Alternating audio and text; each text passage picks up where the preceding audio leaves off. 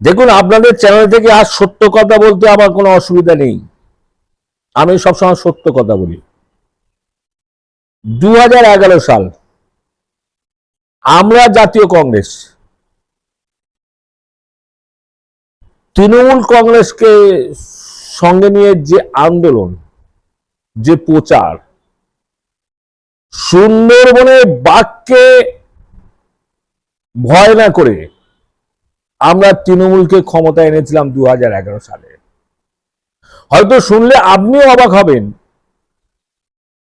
2011 সালে তৃণমূল আসার পরে সাথে সাথে আমার পরিবারের উপরে যে অত্যাচারটা শুরু হয়েছে, সর্বপ্রথম আমার পরিবারের উপরে অত্যাচার, ঠিক এই রকম বগরা ঈদের সময়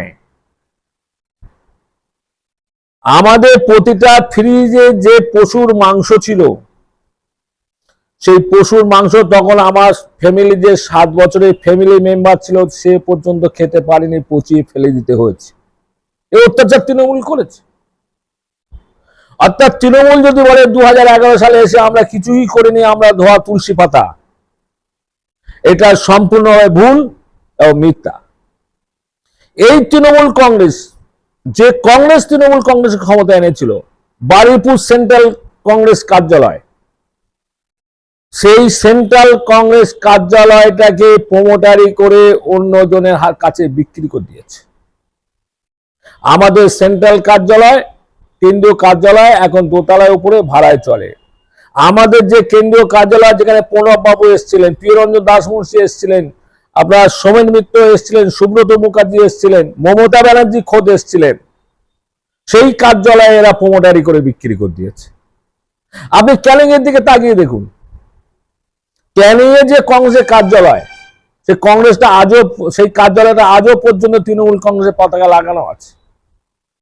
বারুইপুরের যে অটোরিক্সা ইউনিয়ন, গড়িয়া যে অটোরিক্সা ইউনিয়ন, এই অটোরিক্সা ইউনিয়ন আইএনটিইউসি পরিচালিত অটোরিক্সা ইউনিয়ন। পরবর্তীকালে এরা ক্ষমতা এসে আইএনটিটিউসি ইউনিয়ন পরিচালিত হলো। সুতরাং একটা সরকার যখন ক্ষমতা আসে, কিছু অসামাজিক মানুষ থাকে, কিছু ধান্দাবাজ মানুষ থাকে।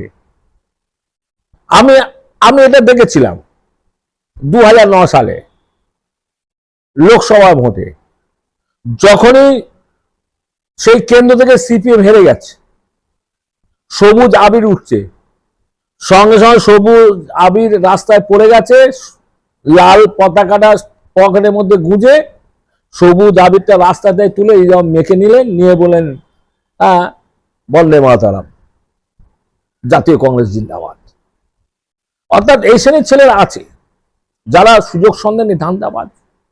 এবং বর্তমান সরকার কাছে আমি অনুরোধ করব যে আপনারা সবে মাত্র বসেছেন, নিশ্চয়ই কোনো জোরালো অনুরোধ নয়, নিশ্চয়ই সময় লাগবে, ফাইল খুলতে সময় লাগবে, বাংলাটা অনেক বড় রাজ্য, চোখ ফেলতে সময় লাগবে,